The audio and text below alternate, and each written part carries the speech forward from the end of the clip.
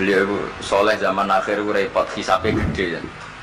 Udah nggak terkenal wali, dongane mandi terus wong kepen sugih marani kiai, kepen wayah marani kiai, kepen jabat marani kiai, terus ngekei duit. Mari hisap tok, mergo agama sudah dikonversi sebagai materi. Mulane beliau pernah menangis, aku soleh-soleh ku ngene golek ridane Allah, wis dadi wong sowan ngekei duit, ngekei gula terus sampean piye aku ning akhir.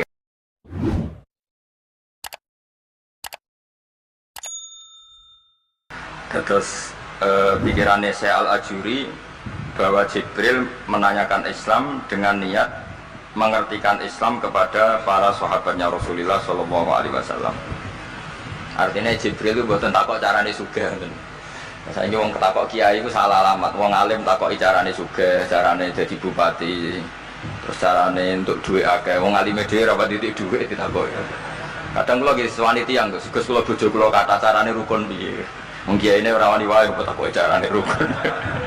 Jadi intinya niku pertanyaan itu juga kita pelajari. Jibril niku tangklet urusan agama. Artinya yang perlu dingerti itu urusan apa?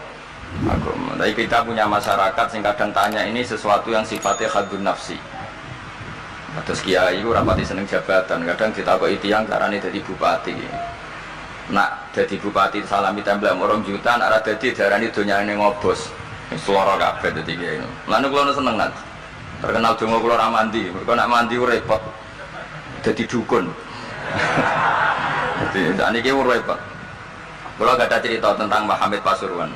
Diceritani bapak kula. Bapak niku riyen lami ngaji kalian Ki Hamid. Jadi dawuh beliau itu soleh zaman akhir itu repot, hisapnya gede ya. Udah nggak terkenal wali, dongane mandi terus wong kepen sugih marani kiai, kepen wayah marani kiai, kepen jabat marani kiai, terus ngekei duit. Mari hisap tok, mergo agama sudah dikonversi sebagai materi. Mulane beliau pernah menangis, aku soleh-soleh ku ngene golek ridane Allah, wis dadi wong sowan ngekei duit, ngekei gula terus sampean piye aku ning akhirat. Jadi jangan kira para wali itu senang ketika banyak mendapat apa? Penghormatan, karena takutnya kesalian ini terkonversi sebagai apa? Materi. Apalagi orang sekarang itu, kalau orang dulu tanya kan jelas ya, yasalunaka madza yunfikun. Kalau uangnya banyak tanya, kula kekno sinten. Kalau ahli falak ya tanya yasalunaka anil ahillah. Ketentuan tanggal penanggalan komaria itu gunanya nopo ya Rasulullah. Kalau punya warisan ya tanya warisan. Jadi intinya semua yang ditanyakan itu urusan apa? Agama. Maka kata Imam Syekh Al-Ajuri, seharusnya pertanyaan itu ya urusan agama, dan yang harus diketahui ya urusan agama. Maka orang Islam yang harus diketahui ya urusan agama. Terus kalau mau istifadah kalian ke Zofur, memang di depan umum itu penting supaya tidak ada al-qila wal qal. Jadi ini kan diulang-ulang bihadrati ashabi. Ini dalam ilmu hadis itu penting sekali supaya ilmu itu mutawatir. Karena kalau sampai untuk ijazah ke orang tertentu, mau aku tok sih dijazah, itu biasanya malah dibodoni. Kayak bakul, sampai tok sing tak kayak diskon. Agar uang ya udah bang. Malah nak idilkan ijazah di depan umum berarti kondang. Ada khusus bahaya. Itu mesti klenik nih. Mau nih bukan kalau sekelas kalian Gus Munib. Jadi orang itu, makanya saya ngaji itu pede di depan umum. Karena kalau salah ya dibenarkan Gus Zofur, kalau benar juga jarannya akeh. Tapi nak ngaji mbek wong loro dhewe, anu iku terus kok cocokan. Nak salah aja kodo-kodo ya kan. Jadi memang ilmu itu suka yang mutawatir saya, karena validitasnya jelas. Makanya dulu itu dikaji ya. Hadis kok enggak mutawatir itu enggak mutu. Paling firrut batil ulya tentu yang apa? Mutawatir. Dikatakan bihadrati ashabi atau ketika Nabi khutbah. Apalagi pidato Nabi di hajatil apa? Wada. Sehingga hadis ahadi itu banyak yang masalah. Karena satu ada subjektivitas rawi. Kalaupun sahih itu ada subjektivitas rawi. Seperti yang diceritakan Gus tadi, Abu Dzar itu orangnya soleh, tapi punya subjektivitas kesolehan yang sangat individualistik. Sehingga beliau diasingkan sama Sayyidina Utsman di Robadah gitu. Karena apa, kesalehannya ini bikin publik itu agak gaduh. Nggak kebayang kalau para sahabat itu ngikuti siapa? Abu Dzar. Karena ada kesalehan pribadi yang mengganggu kestabilan publik. Jadi Abu Dzar nanti kan diberi kesempatan pidato, seneng duanya orang di duit rapopo, gak batik, gak popo, gak pidato, gak urip mau sedih lu kayaknya. Wah itu kan Pekalongan fakir kabeh. Wah orang iso gawe acara pengajian ini. Sehingga kesalahan-kesalahan pribadi itu ya dianggap Abu Dzar soleh itu urusan beliau. Makanya komentar Imam Ghazali tentang Abu Dzar, faqad kana min ashabi Rasulillah man huwa a'lamu minhu wa man huwa awra'u minhu. Tapi ternyata tidak punya pilihan kayak Abu Dzar. Beliau itu nanam anggur saja nggak berani, karena takut sebagian anggur kalau terbeli pasti sebagian itu dipakai syaribul khamr. Jadi kira-kira Abu Dzar hidup sekarang nggak berani beli pulsa karena digoweanan kadang demenan macam-macam. Iya kira-kira nggak berani jual pulsa. Mungkin jual badik juga nggak berani. Nak kanggo wong engkek kan terus dinggo ngerayu wong lanang juga berani kira-kira seperti itu.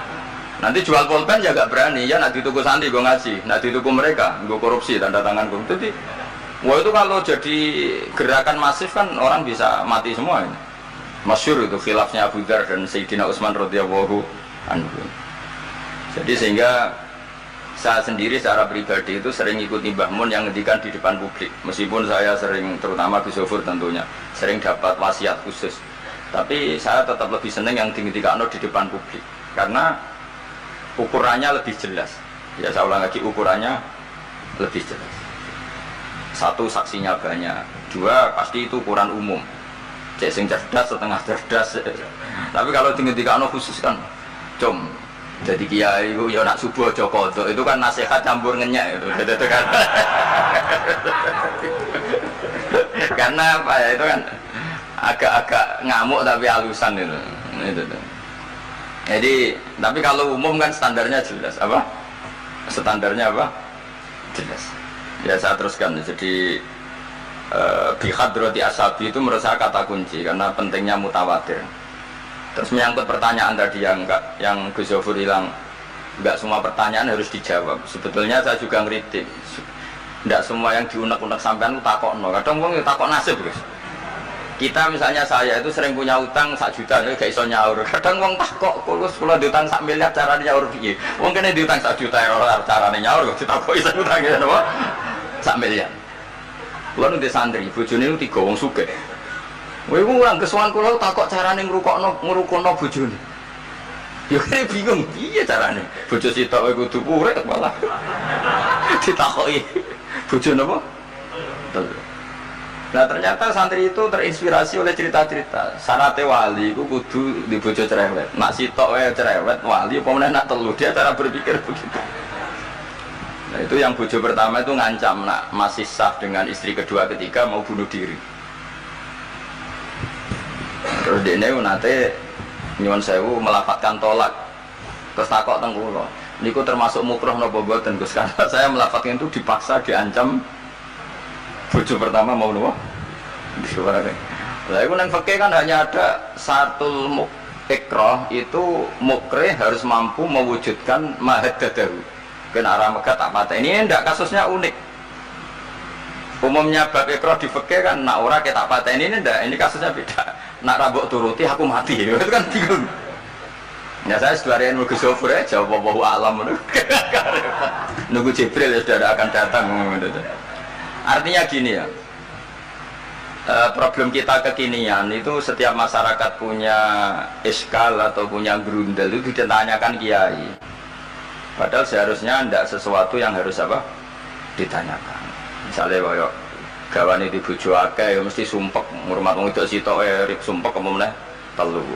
Terus gawane wong duwe utang akeh ya sumpek. Hal-hal seperti itu kan lazim. Sebenarnya nggak perlu ditanyakan, wis biasa wae standar. Tapi kita ini sering menuntut orang lain menjadi solusi ya bagi orang itu. Makanya saya kalau ngajar di Jogja itu sering cerita begitu. Problem orang kota itu adalah kalau punya beban itu dibebankan ke negara atau ke kiai atau ke ustadz. Padahal beban ini sebagai hukuman karena kesalahannya apa? Sendiri. Saya masih ingat betul ketika kasus Aid. Mbah Mun itu orang yang sangat syafiq li ummati, sangat syafiq lah, sangat syafaqah pada umatnya.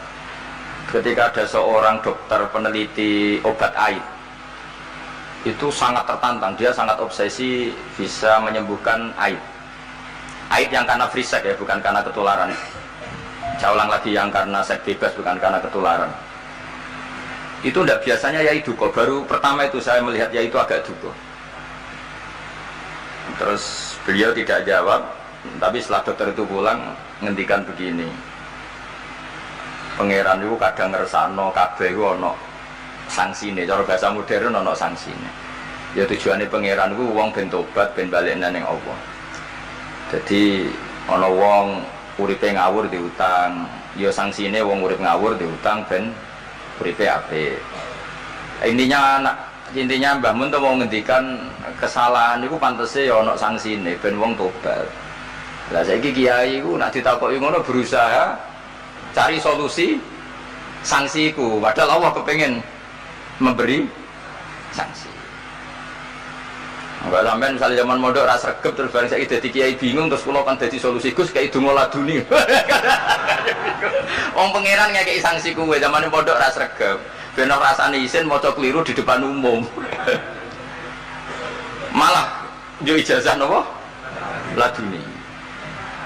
Jadi itu pelajaran bagi saya menurut saya. Jadi kata Mbah Mun la'allahum yarji'un itu la'allahum yantahun yang di Quran itu satu kesalahan itu pasti Allah itu menghendaki ada apa?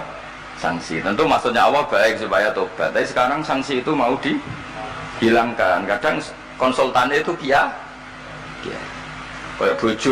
bojo kepengen minggat. Sing lanang tak takoki kena apa? Mun nami Gus boten kula nafakoi.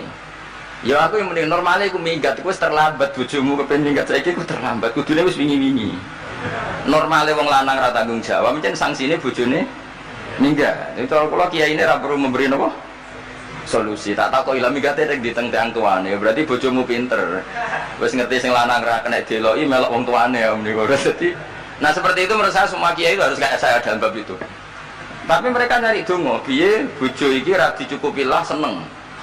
Terus golek akeh pengasih, golek jimat. Akhirnya bangun nanti cerita, sing kula paling tak kenang sih. Akhirnya kiai ini nganti lali ya.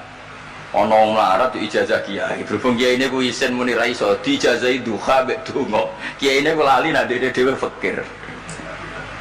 Akhirnya yang minta ijazah ditimbali bangun. Rene tak ijazahi. Kowe yo ijazah duha mek sapa kiai iki. Lha kiai ku dhewe fakir kok jalu ijazah. Jadi ijazah ya aku sing wis sukses dadi kiai sugih. Artinya apa? Bener ceritanya Gus Zofur, gara-gara setiap pertanyaan itu memaksakan bisa jawab. Jadi kayak kok neng pondok lho, wis karuan dene dhewe Joko tuwa. Lho kok ngekek ijazah mahabbah. Dene pondok ganti Joko tuwa. Itu di pondok mana-mana, Gus itu ada ijazah laduni. Padahal sing ijazah iku ya tau ra muga. Sekolahnya ora tau muga. Ngono dicalon ijazah laduni yo. Coba di pondok-pondok beredar gak ijazah ketemu Nabi Khidir? Beredar. Padahal yang ijazah juga gak pernah. Nah itu karena yang diceritakan Gus Zofur tadi memaksakan bisa. Jadi sekarang ini diwerai iso ya santai wae. Nah aku pengen ngipi ketemu Rasulullah itu beredar gak ijazah itu? Mungkin Pak Dil kan yang pernah mengijazahkan itu. Tapi ya ora tahu. Sampe tahu ijazahnya Pak Zakaria. Oh, jadi apa? Ijazah itu terus ya. Karena Jubir Torekoh. Jadi intinya kalau tidak bisa ya bilang saja tidak bisa. Sampai apa jangan kita lupa tadi ya, sampai lupa daratan tadi karena problem negara kita termasuk itu. Semua intelektual, semua pakar kalau ditanya problem negara itu semuanya jawab. Maksudnya kan gaduh, semuanya punya rumus, semuanya punya versi, makanya gaduh. Misalnya pemerataan Indonesia rumusnya gimana? Yang satu bilang wah ibu kotanya dipindah, yang satu bilang enggak harus ada sentralisasi di Jawa supaya ada kualitas A, ada kampus terbaik, ulama terbaik. Kalau diratakan nanti kemampuannya rata itu justru enggak bagus. Yang ketiga enggak, wah kualitas demokrasinya dijaga. Yang satu enggak, demokrasi tanpa ekonomi enggak bisa. Wah. Nah, saya santri ya, sedunia rasa pikir, besok mati ben. Nah itu kan karena memaksakan jawab, akhirnya ada kegaduhan tadi. Semuanya paling benar itu soalnya atakoi, semuanya wawahu.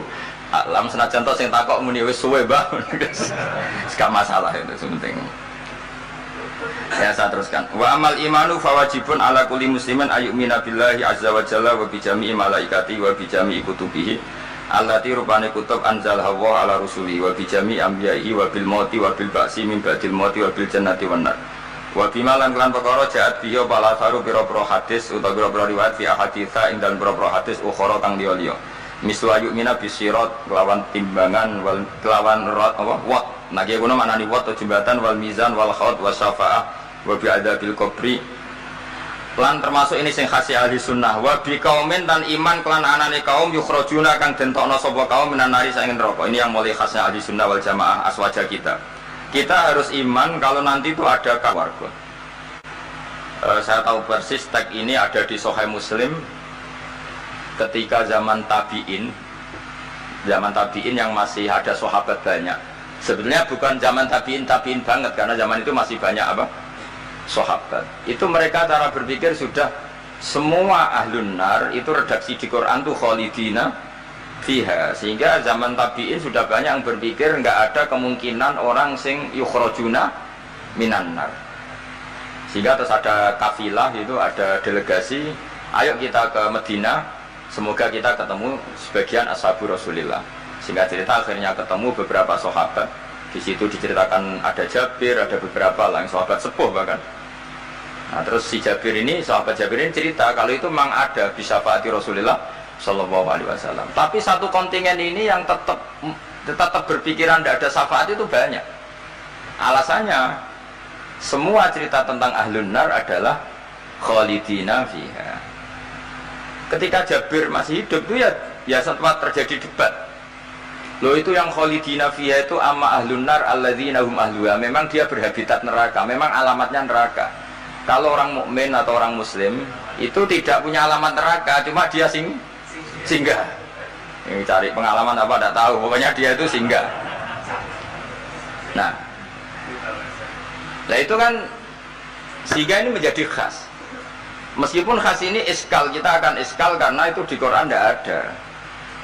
Tidak ada, maksudnya nggak ada secara sorry yang menerangkan ada kaumin sing yukhrajuna minan nar. Makanya saya Al-Ajuri ngendikan ciri khas ahli sunnah adalah mengimani adanya kaum sing yukhrajuna minan nar. Karena itu zaman tabi'in sudah ada polemik.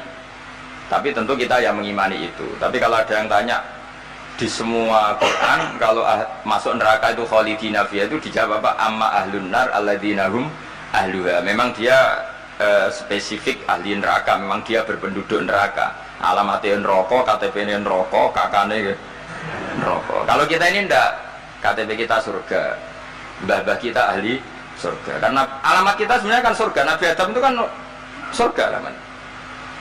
Makanya saya ngaji di mana-mana itu betapa baiknya agama ini.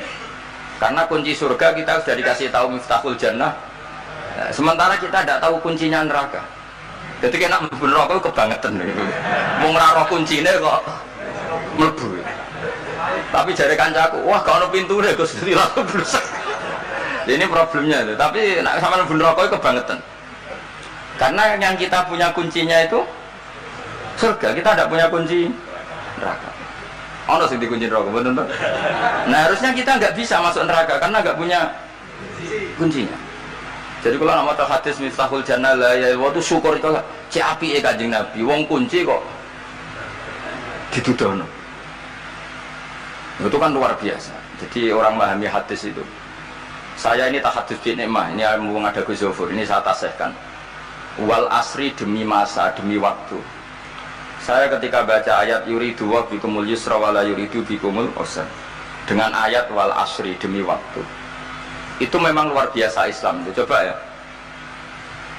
Kita baca kalimat tauhid itu kan hanya butuh waktu setengah menit, mungkin tidak ada la ilaha illallah Muhammadur Rasulullah. Waktu yang sesingkat itu bisa menghapus kekafiran di masa lalu. Jadi misalnya orang kafir 70 tahun itu terhapus kekafirannya hanya dengan singkat melafadzkan la ilaha illallah Muhammadur Rasulullah. Dan waktu pas dia melafadzkan syahadat ini momen paling dikenang ketika nanti di akhirat. Wal asr demi waktu. Jadi artinya apa? Momen terbaik kita adalah ketika melafadzkan itu. Dan kalimat itu mudah. Dan sah asal belum yughorhir, belum keler-keler sah. Dan tanpa syarat. Misalnya sholat tidak butuh suci, butuh nutupi aurat, butuh melakukan rukun dan syarat. Syahadat enggak. Lau talaffadza kafirun bi hadhi syahadah mesti apa sohat hadhi syahadah. Padahal kafir urung adus ijek junub. Itu langsung sah. Betapa mudahnya agama ini, kalimat yang menyelamatkan orang dari neraka kemudian nggak banyak prosedur untuk menjadi sah. Nah ini saya cerita ya, betapa agama ini mudah. Ya kan, kalimat yang bisa menghilangkan kekafiran kemudian tidak banyak syarat. Coba kalau kamu mau sholat, syaratnya kan macam-macam. Mau zakat, syaratnya macam-macam. Tapi kalau mau bersahadat, orang kafir kalau bersahadat itu ada syaratnya enggak? Ya syahadat saja. Itu wal asr, demi waktu.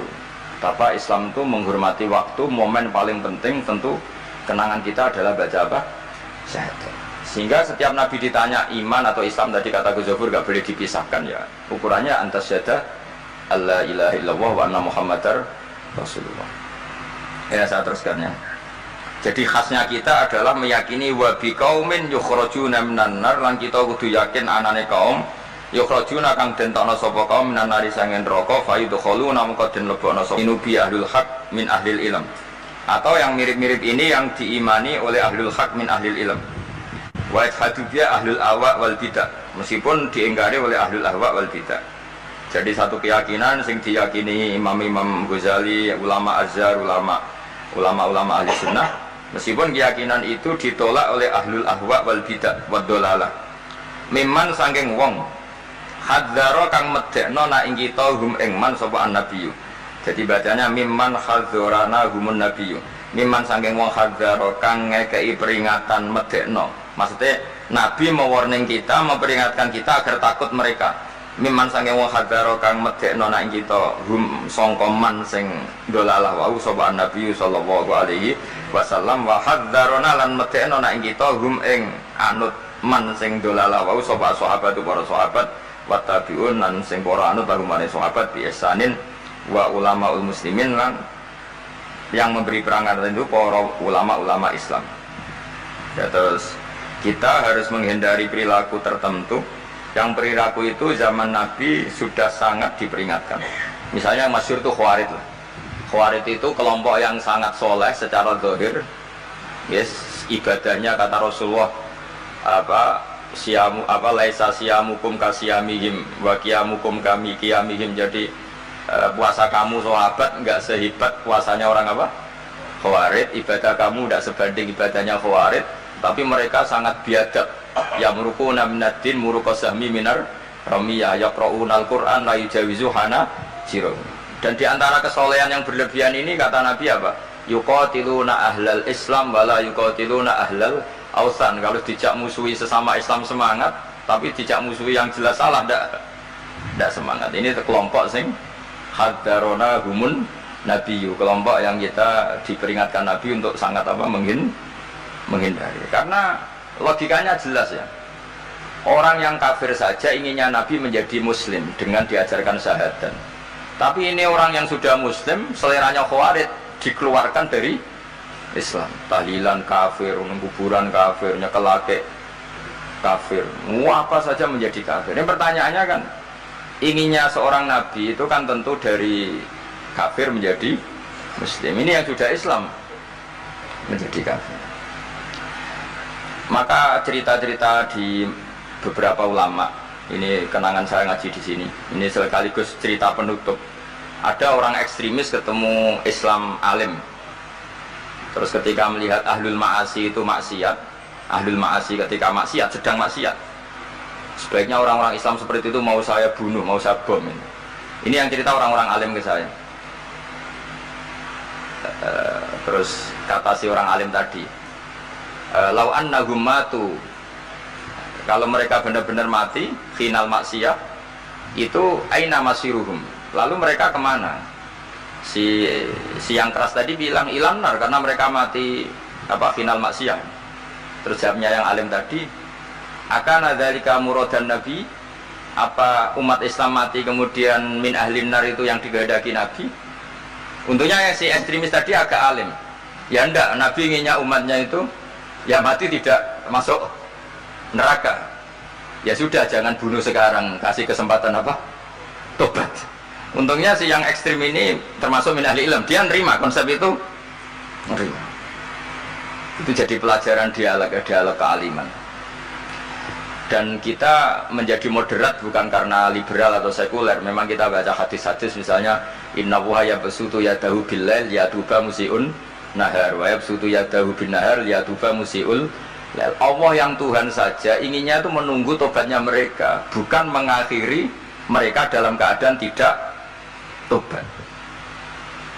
Jadi ini supaya jadi paham menjadi khas kita. Ya Allah yang Tuhan saja inginnya kan menunggu tobatnya mereka, bukan malah tobat itu kita hentikan ya dengan dibunuh ketika maksiat. Itu artinya kan kita tidak memberi kesempatan tobat. Sama sih ingat Mbah Mun sering cerita ke saya, aku corokon mileh, kata beliau, aku corokon mileh itu ya ora pati seneng ono terlalu tegas, terlalu apa, mereka Allah wae ngekei kesempatan. Ya tadi, logikanya kan Allah saja, misalnya Allah Ta'ala selalu membuka tangannya di malam hari supaya yang tadi siang maksiat tobat di malam hari. Terus Allah membuka tangannya di siang hari supaya yang tadi malam maksiat tobat. Intinya Allah Ta'ala itu menunggu tobat, bukan menghentikan asbabit taubat. Sehingga tradisi guru-guru kita, ya utamanya Mbah Mun, itu sama siapa saja baik, bukan karena baik sama orang fasik, bukan, tapi implementasi dari menunggu tobatnya orang fasik. Dan tentu itu butuh tarbiyah, butuh syafaqah, butuh kasih sayang, butuh. Saya masih ingat ketika beliau baca kitab di karangannya Imam Sya'rani itu Tambihul Mukhtarin, itu diantara madzhab Imam Sya'rani itu Al-Hikmah Dolatul Mu'min, itu beliau juga menambahkan wal fasik Dolatul Mu'min. Bukan sekedar al-hikmah dolatul mu'min, tapi al-fasik juga dolatul mu'min. Karena ketika seorang mukmin fasik ini seperti barang yang hilang, dia tercerabut dari akarnya, yaitu akar keimanan dan keislaman. Maka kita kata Imam Sya'rani, kita sebagai orang soleh harus menemukan mereka atau mengambil mereka untuk dikembalikan. Jadi ini komitmen kita sebagai murid Mbah Mun, sebagai murid Syekhina Al-Alamah Kiai Maimun, supaya orang itu terbiasa seperti sifatnya Allah. Itu kan diulang-ulang, takhallaku bi akhlaqillah. Padahal jelas di Quran, ya qul ya ibadiyalladzina asrafu ala anfusihim la taqnatu mir rahmatillah. Dan Allah masih memanggil wa anibu ila rabbikum, ayo kembali. Kan enggak fair. Allah yang Tuhan saja, yang Al-Ghaniyul Mutlaq menyuruh mereka kembali, kemudian kita mengusir mereka. Jadi lewat ngaji ini ya itu tadi, makanya kita iman wa biqaumin yukhrajuna minan nar. Artinya bahkan di akhirat yang notabene sudah ada amal, itu saja inginnya Allah sama orang Islam qaumun yukhrajuna minan nar, bukan malah diblesno gitu. Lah ya akhirat yang notabene sudah enggak ada amal, itu saja kaumen yang mukmin, apalagi tahu mondok, apalagi grup hima, itu tapi rasa moron rokok, kalau pesene rasa moron rokok. Itu inginnya itu yukhrajuna minan nar. Makanya kalau baca hadis itu harus ada zauq. Selain ilmu itu harus ada zauq. Betapa syafaqatu Rasulullah sallallahu alaihi wasallam. Inginnya semuanya itu yadkhulunal jannah. Kalaupun ada yang masuk neraka, yang orang Islam tuh, tetap obsesi Rasulullah, cita-cita beliau adalah yukhrajuna minan. Makanya masyhur itu wala sawfa yu'tika rabbuka fatarda, jawab Nabi bi la arda wa wahidun min ummati finnar. Saya tidak akan ridho ya Allah, tidak akan puas wa wahidun min ummati finnar. Satu dari umatku min ummatil ijabah minan. Makanya saya setuju dengan Syekh Al-Ajuri, kita sebagai ahli sunnah di antara khasnya apa? Iman adanya kaum sing yukhrajuna minan. Pun ya ngoten-ngoten. Sampai wah apa dibaca Arabnya saja. Nah, ini nur teman Gus. Mimman khadzarona tadi siapa? An-Nabi. Mimman sangking wong khadzaro kang ngekei peringatan medekno nak kita hum ing sangka gerakane man mau sapa Nabi sallallahu alaihi wasallam. Saterusé terus wa ulama muslimin wa yu'minu bil qadar khairihi wa syarrihi wa yabra'u mimman lam yu'min bil qadar. Kita harus terbebas. Macam terbebas itu gak urusan sama orang yang tidak iman bil qadar khairihi wa syarrihi, kama tabara kaya oleh lebaran sapa Ibnu Umar minhu mimman lam yu'min bil qadar.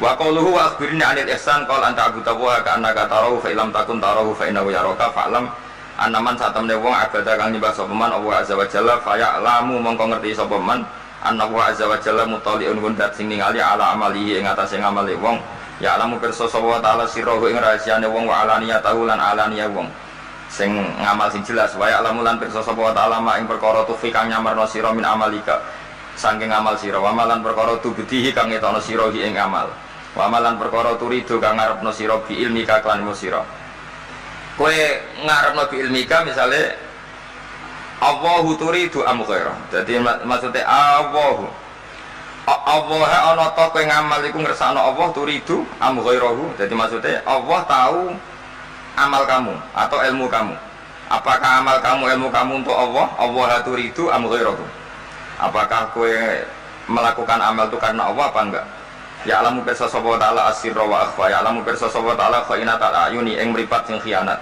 wa amalan perkara tufi kang nyimpen apa suduru apa dodo ya alamu pirsa sapa taala ing perkara antum kang sira kabeh wa alihi ngatasé mak fahdaru mongko wedi sira kabeh ing apa mesti wedi Allah dengan makna mendekat ke Allah faman mongko te sapane wong roa iku jaga sapa man hadhihi ing ikilah halah hadhil halah atau hadhil ya wa hadhil halah perilaku ini bikal bihi kan atine man wabi niku ya nopo bak niku faman ra'a hadhihi biqalbi wa ya'lamu lan ngerti sapa wong ing iki khasya mongko wedi sapa man menawa azza wa jalla wa khaufahu lan wedi sapa wong Allah wa abadahu kama lan nyembah sapa wong ing Allah kama amara kaya oleh merintah sapa wong ing man fa in kunta mongko lamun ana sira andil muraati sange iki lan ngrekso ati nak dipirsani Allah ana iku fi ghaflatin ing dalem lali fa innahu mongko setune Allah taala ku ya ora kamirsani sapa wa kang sira summa ilaihi mongko nuli maling Allah sarasan marjiukate bali sira fayunab duka mongko nyritakno sapa kang sira bima kunta kelawan barang sing apa wae ngamal tak malu nglakoni sira ku ing man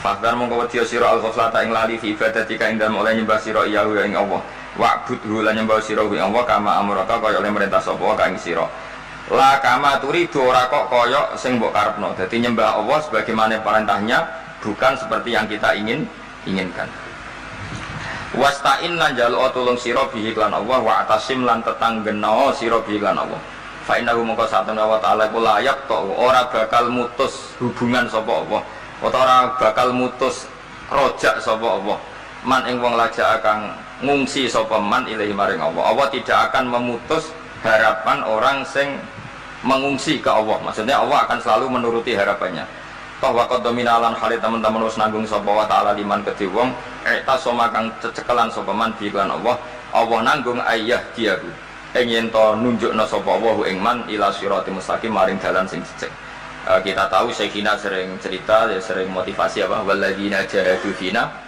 lanahdiyannahum subulana asal kita serius ila Allah pasti Allah akan menunjukkan jalan ketika itu beliau cerita Mbah Zubair pernah ditanya Kiai Alim Lasem ada dialog antara Mbah Zubair dan orang alim. Mbah Zubair itu ketemu orang alim yang ahli falak, tapi mungkin nggak sealim fikih atau nggak sealim tafsir dibanding Mbah Zubair. Tanya Mbah Zubair, masjid Wali Songo itu tak falak pakai Yaumarosdil apa kiblat itu, kok kiblatnya ya kok bener kabeh, padahal Wali Songo itu ora tau ngaji falak. Kira-kira kan nggak pernah sekolah MGS loh, kira-kira gitu. Biasanya nak falak kan kosong. Ini mesti Gus Murid loh, ini konco gitu agar pelajaran falak. Iya KPF, dilkon barang itu, dilkon tuh. Itu kan kira Wali Songo kan nggak tahu belajar nopo. Falak. Kalau bayang lah ya tahu belajar, mau masuk Wali Songo doi sitin ala apa? Wamrur bil muri ala cuma satu terus itu. Terus Mbah Zubair jawab Wali Songo iku mlebu ayat walladzina jahadu fina lanahdiyannahum subulana. Orang yang serius dakwah ilallah pasti ditunjukkan jalan. Artinya Wali Songo meskipun gak nekuni falak orang arah lagi kiblat terus madhep ngetan, madhep ngalor. Jadi dan terus beliau cerita makanya dulu di Ampel tuh di sini Mbah Bolong itu bendera Sunan apa? Ampel dia itu ya goblok lah. Kira-kira ya masuk kaidah zada khusyuan zada apalah seterusnya itu. Nah, ketika dia sholat terus itu ada temannya yang curiga, Mbah jenengan itu goblok raro kiblat amin sholat, jangan-jangan kiblatnya jenengan salah, keliru. Ternyata wali ya tersinggung terus diotos tembok. Terus dulu, oh itu lo Ka'bah. Terus tembaknya itu bolong. Jadi pelajaran bagi kita tersinggung nggak mengganggu kewalian karena tadi ketika digojol goblok ya terima gitu. Makanya kalau ada orang tersinggungan ya wali ini ala mbah bolong. Coba terus tembaknya. Terus melihat apa? Nah kalau ceritanya Mbah Mun itu keroh sebabnya masjid Demak menorone rontok miring. Ya mereka sama ketika Wali Songo bikin masjid Demak ada saja yang usil. Jangan-jangan kiblatnya salah. Terus dari ceritanya Mbah Mun ya diceritani Mbah Baim. Sekali Joko kan nyenteng masjid Demak, napa menarane. Nganti tok Ka'bah. Lah narike kebanter, mulane dhisik menara iku. Jadi dulu itu tidak pakai Yaumarasul apa? Kiblat. Dari jam sekian matahari tepat di atas Ka'bah terus semua bayangan.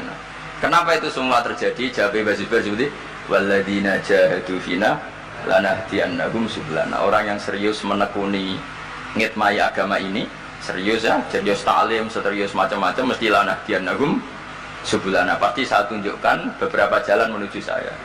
Jadi kira-kira wali ora bakal keweleh dia kiblat madhep nyetan meskipun ndak ahli falak. Meskipun nggak pernah sekolah nopo, yes.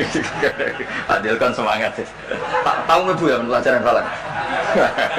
Pak Zakaria, seneng falak ya. Nah era jenengan udah jabur, terus sekolah.